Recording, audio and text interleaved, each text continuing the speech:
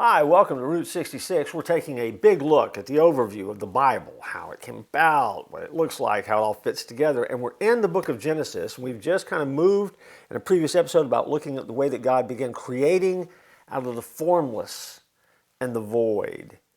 And then God starts putting all the pieces together. If you can imagine, as creator of the universe, all of a sudden God has this thing that he is putting together.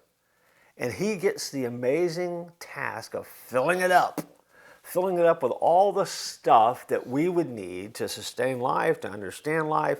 And over the next 3 days, as he is creating, according to Scripture, he does fill her up. On day 1, he creates light. On day 2, he creates the sky and the sea.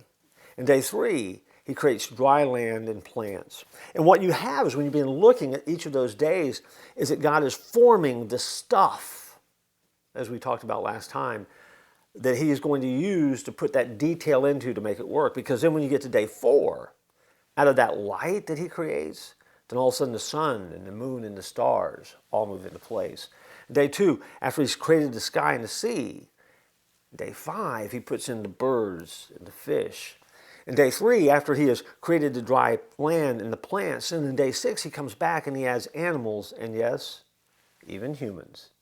And so for God to create this way, as we hinted at in our last time, it's not chaotic, it's not wild, it's not insane. What it is very orderly, and as God is creating the stuff, as the stuff is created, as the spaces are created, then God comes right in behind it in a very orderly way, begins to fill it up with all of the pieces of this complex puzzle called planet Earth, and helps us to understand our place in the universe.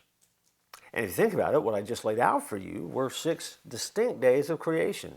Day 1, light. Day 2, sky and sea. Day 3, dry land and plants. Day 4, sun, moon, stars. Day 5, birds and fish. Day 6, animals.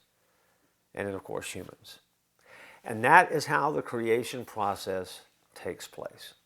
And so we'll come back next time and continue looking at this amazing thing called creation here on Route 66.